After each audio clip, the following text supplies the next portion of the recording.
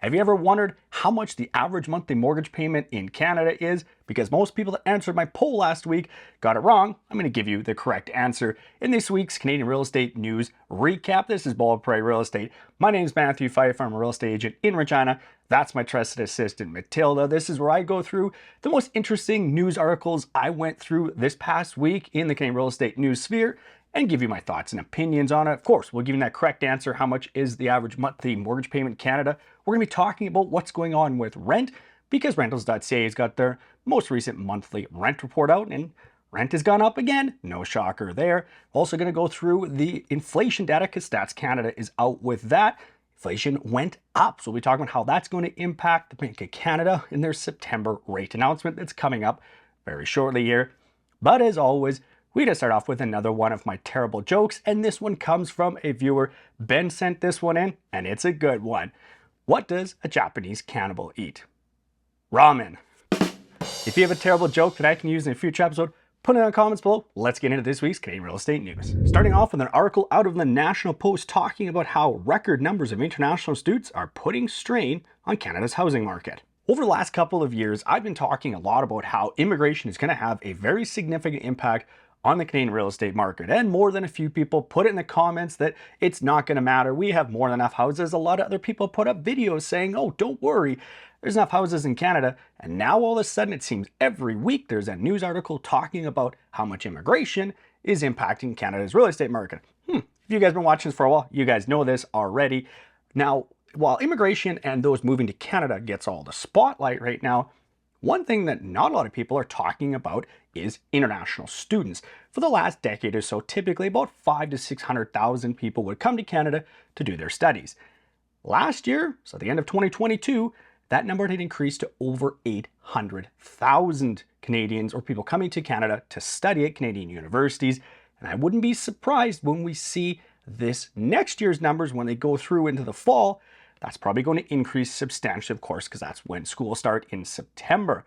Now, that's understandable that Canadian universities would want to see as many international students come as possible because international students are an absolute cash cow for universities because they pay substantially higher tuition rates than Canadian citizens do. So while we have the federal government saying that housing is really not their problem, I'll be blunt as well.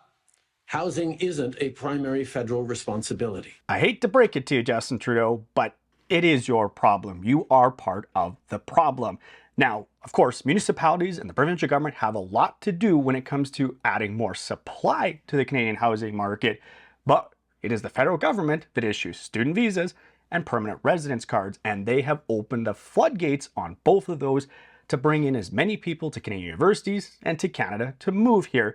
And that, of course, is impacting demand significantly. Now, even if the federal government has put up their hands and said, it's not our problem, we're basically just going to abandon this, it is still their problem. And unless we see all three levels of government working together to match immigration, student visa policies with what we're able to provide with housing, until that happens, we're going to be talking about Canada's housing crisis for a while because we're not building enough houses and the number of housing you build is going down because of our interest rates. And at the same time, we're bringing more and more people into Canada. They're going to need housing. And yes, I know students were going to go and they're going to bunk up together and they're going to live in larger households than probably most other Canadians, but they still need somewhere to live and they're still going to take up a rental space that somebody else is competing for. Next up, we've got the Rentals.ca August rent report. And once again, the price of rent in Canada has gone up. Not only is the price of rent going up, it's now increasing at the fastest pace in the last 3 or 4 months. The average rent for a one-bedroom apartment in Canada, $1,900 a month. For a two-bedroom apartment, $2,300 a month. Now I know late into last year, I saw some people saying, oh, rent isn't going to increase anymore. We're actually seeing a decrease. Well, that's what happens in the cooler winter months. And it increases all through summer, and especially now as we're getting into the fall season, when a lot of international students, like I just talked about, are looking for places to rent, this is going to continue to ramp up. When you're looking at this breakdown city by city, and as I always do with all of these articles, I'll link this in the description below so you can check it out. Let's go through some of the bigger cities here and talk about the most expensive places in Canada to rent. It should come as no surprise that Vancouver, Toronto, and Burnaby continue to be the most expensive places in Canada to rent. Outside of one-bedroom apartments in Burnaby, all three not only saw year-over-year increases in the price of rent, but also month over month. But what about the least expensive places in Canada to rent? Well, again, the usual suspects are at the bottom of the list. Regina, Saskatoon, and Grande Prairie continue to be the cheapest places in Canada to rent. It's half the price to rent a 2-bedroom apartment in any of these cities than a 1-bedroom apartment in Vancouver, Toronto, or Burnaby. What really jumped out at me in these charts, and it really scared me, was that only one single city the Rentals.ca tracks saw a year-over-year decline for both 1-bedroom and 2-bedroom apartments. That was Victoria. And 2/3 of the cities that Rentals.ca tracks not only saw a year-over-year increase, they saw double-digit increases. Again, 2/3 of cities in Canada saw rent increase 10% or more in just one single year. Stats Canada is out with its newest inflation report, and the headline inflation was 3.3%. Going into this report, the market expectation was to see inflation at about 3.1%, so an increase in inflation. And I wasn't really surprised when I saw inflation go up, because of course we saw a number of months a year ago where inflation was quite low. Again, the expectation 3.1% came in at 3.3%. So that's a 0.5% increase over last month's 2.8%.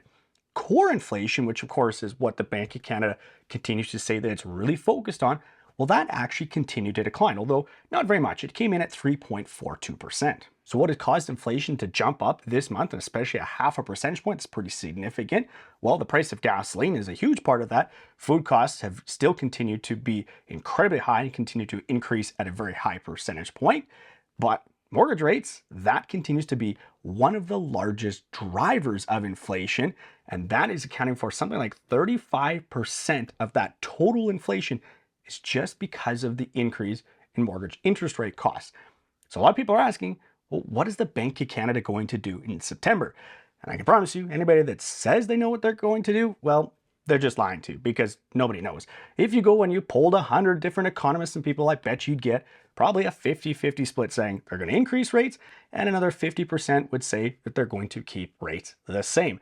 Again, nobody knows what's going to happen. We'll find out in a couple of weeks, and of course, I'll be talking about that when that happens. We'll have to wait and see what the Bank of Canada does here in September. And as I always do, about a week before the Bank of Canada does these rate announcements, I'll put up a poll so you guys can vote on what you think the Bank of Canada is going to do. Now let's look at how much the average monthly mortgage payment in Canada is, because MoneySense did a really good article breaking it all down. Of course, the easy way to calculate this would be just go to a mortgage calculator, punch in the average home price in Canada, and of course you have to take today's interest rates, and that's going to give you the average monthly mortgage payment in Canada, right? I've seen a lot of people do that on Twitter, in my comment section, and other YouTube videos, and all of them are absolutely wrong, because there's a far better way to do this. Why don't we just use the actual data?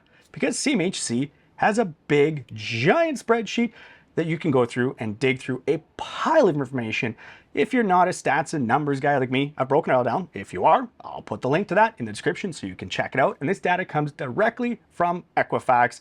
So you know that they know what they're talking about, because these are the guys that actually have all of this information.